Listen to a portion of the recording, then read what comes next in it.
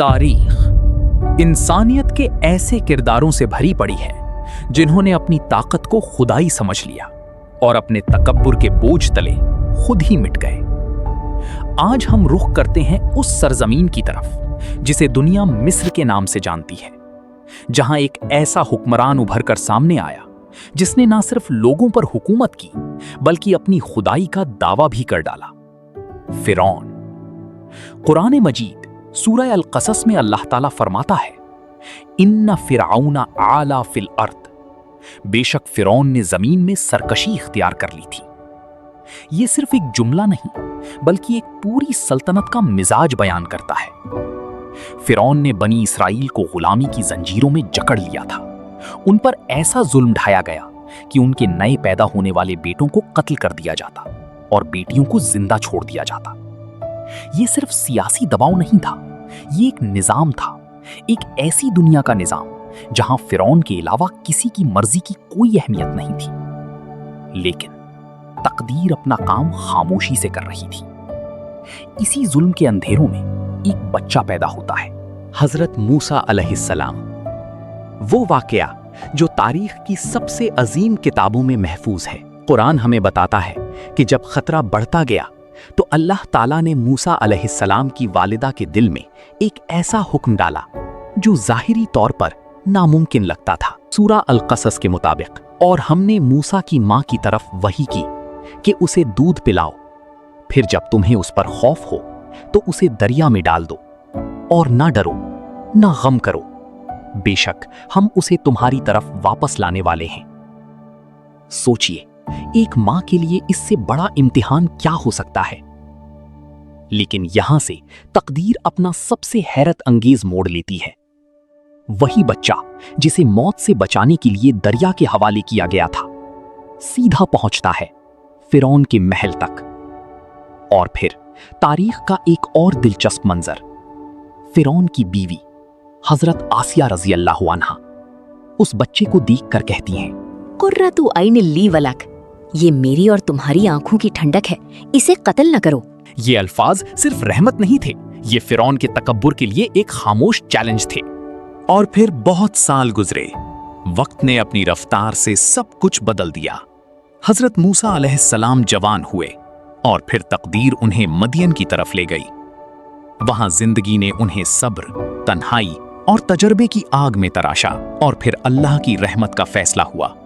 तूर के मैदान में मूसा अलैहिस्सलाम को नबूवत का अजीम मनसब अता किया गया। उन्हें अता हुआ असा और यदी बैजा, चमकता हुआ हाथ, जो हक और बातिल में फर्क का निशान बन गया। ये वो निशानियां थीं जो सिर्फ दिखाई नहीं देती थीं बल्कि फिरौन की पूरी सल्तनत को हिला देने की ताकत रखती थीं। जब हजरत मूसा अलैहिस्सलाम और हजरत हारून अलैहिस्सलाम फिरौन के दरबार में आए तो एक ऐसा लम्हा पैदा हुआ जहां हक और तकब्बुर आमने सामने खड़े थे। कुरान ने फिरौन के अल्फाज को महफूज कर दिया, अजीतना लितुखरिजना मिन अर्दिना बिसिहरिका या मूसा। ए मूसा, क्या तू हमारे पास इसलिए आया है कि अपने जादू के जोर से हमें हमारी सरजमीन से निकाल दे? फिरौन ने जानबूझकर मोजज़ा को जादू कहा ताकि लोगों को शक में डाला जा सके, और फिर उसने जादूगरों को मैदान में उतार दिया। जब मूसा अलैहिस्सलाम का असा जमीन पर आया तो वो अजदहा बन गया और उन सब रस्सियों को निगल गया जो झूठ को हक दिखाने के लिए बनाई गई थीं। वो लम्हा ऐसा था कि जादूगर सजदे में गिर गए और उनकी जबान से निकला, आमन्ना बिरब्बिल आलमीन रब्बी मूसा व हारून। हम ईमान लाए सारे जहां के रब पर, मूसा और हारून के रब पर।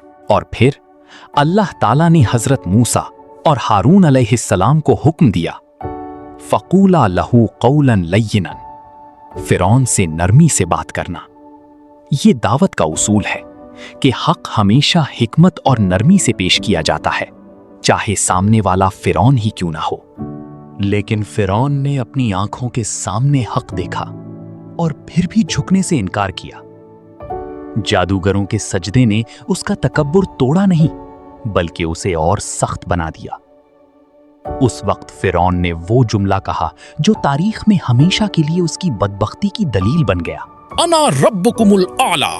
तर्जुमा ये है कि मैं तुम्हारा सबसे बड़ा रब हूं। ये सिर्फ एक जुमला नहीं था, ये उस इंसान का ऐलान था जो अपनी हद भूल चुका था। जब जुल्म हद से गुजर गया जब बनी इसराइल की दुआओं से आसमान हिल गया तो अल्लाह ताला ने हजरत मूसा अलैहिस्सलाम को हुक्म दिया, रात के अंधेरे में चुपके से बनी इसराइल को लेकर मिस्र से निकल जाओ। और यहाँ से शुरू होता है वो सफर जो इंसानी तारीख का सबसे बड़ा और खतरनाक सफर था।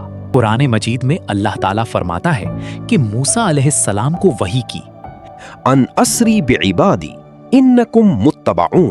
तर्जुमा कि मेरे बंदों को लेकर रात ही रात में निकल जाओ, बेशक तुम्हारा पीछा किया जाएगा। और फिर वो मंजर आया जो दुनिया कभी नहीं भूल सकती।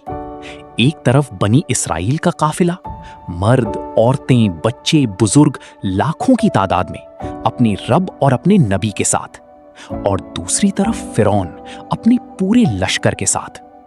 सोचिए, फिरौन के पास उस वक्त की दुनिया की सबसे ताकतवर फौज थी, रथ के अंधेरे में घोड़े, हथियार। बनी इसराइल के पीछे फिरौन का लश्कर था और आगे कुलजुम का समंदर। यहां मूसा अलैहिस्सलाम के साथियों में घबराहट थी। उन्होंने कहा, इन्ना लमुद्रकून। तर्जुमा, हम तो पकड़े गए। लेकिन मूसा अलैहिस्सलाम का यकीन मुतजलजल नहीं हुआ। उन्होंने वो जुमला कहा जो हर मुसीबत में मोमिन का सहारा है, कल्ला इन्ना माइया रब्बी सयहदीन। तर्जुमा, हरगिज नहीं, बेशक मेरा रब मेरे साथ है, वो जरूर मेरी रहनुमाई करेगा। और फिर आया वो लम्हा जिसे लफ्जों में बयान करना मुमकिन नहीं। अल्लाह ताला का हुक्म हुआ, मूसा अलैहिस्सलाम अपनी लाठी उठाएं और समुंदर पर मारें।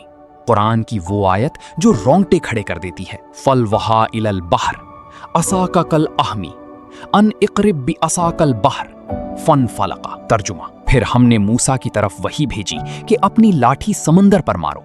बस समंदर फट गया और हर टुकड़ा एक बड़े पहाड़ की तरह हो गया। तसव्वुर करें, समंदर के बीच में एक रास्ता, पानी की दीवारें, दाहिने तरफ पहाड़ जैसी पानी की दीवार, बाएं तरफ भी, और बीच में खुश्क जमीन। बनी इसराइल के कदमों के नीचे जमीन सूखी थी, न कीचड़ न पानी। सही मुस्लिम और तिर्मिजी की रिवायत के मुताबिक बनी इसराइल के 12 कबीले थे और समंदर में 12 रास्ते बन गए, हर कबीले के लिए अलग रास्ता। ये अल्लाह की कुदरत का वो मूजज़ा था जिसे देखकर इंसान की अक्ल हैरान रह जाती है। और अब फिरौन, उसने अपनी आंखों से ये मंजर देखा, समंदर का फटना, पानी की दीवारें, बनी इसराइल का गुजरना। उसकी अक्ल ने उसे बताया कि ये कुदरत नहीं, कुदरत से ऊपर की चीज है। लेकिन तकब्बुर ने उसे झुकने नहीं दिया। उसने अपने लश्कर को हुक्म दिया, समंदर के उसी रास्ते में घुस जाओ। और जब फिरौन का आखिरी सिपाही भी समंदर के रास्ते में था, तब अल्लाह का हुक्म हुआ, पानी की दीवारें आपस में मिल गईं और फिरौन डूबने लगा। जब पानी का रेला उसे निगल रहा था, जब उसकी सांस हलक में अटक रही थी, उस वक्त उसकी जबान से निकला, आमनतु अन्नहु ला इलाहा इल्लल्लज़ी आमनत बिही बनु इसराईला व अना मिनल मुस्लिमीन। तर्जुमा, मैं ईमान लाया कि कोई माबूद नहीं मगर जिस पर बनी इसराइल ईमान लाए, और मैं मुसलमानों में से हूं। लेकिन ये ईमान मायूसी था, वो ईमान जो मुसीबत में आता है और कबूल नहीं होता। अल्लाह ताला ने फरमाया, आल आना वक़द आसैता क़ब्लु व कुंता मिनल मुफ़सिदीन। तर्जुमा, अब ईमान ला रहा है, हालांकि तूने पहले नाफरमानी की और तू फसाद करने वालों में से था। और फिर अल्लाह का एक और करिश्मा देखिए, जब फिरौन डूब गया तो उसकी लाश को अल्लाह ने बचा लिया। कुरान हकीम में इरशाद होता है, फल यौमा नुनज्जिका बिबदनिका लितकूना लिमन खल्फका आया। तर्जुमा, सो आज हम तेरे बदन को बचा लेंगे ताकि तू अपने बाद वालों के लिए निशानी बन जाए। सोचिए, अल्लाह चाहता तो फिरौन की लाश भी समंदर की गहराई में गुम कर देता, लेकिन अल्लाह ने उसके जिस्म को महफूज कर लिया। क्यों? ताकि दुनिया देख ले कि जिसने खुदाई का दावा किया था उसका अंजाम क्या हुआ। और आज फिरौन की लाश मिस्र के म्यूजियम में रखी है, ममी बनी हुई। हर रोज हजारों लोग उसे देखते हैं, लेकिन कितने हैं जो इससे इबरत लेते हैं?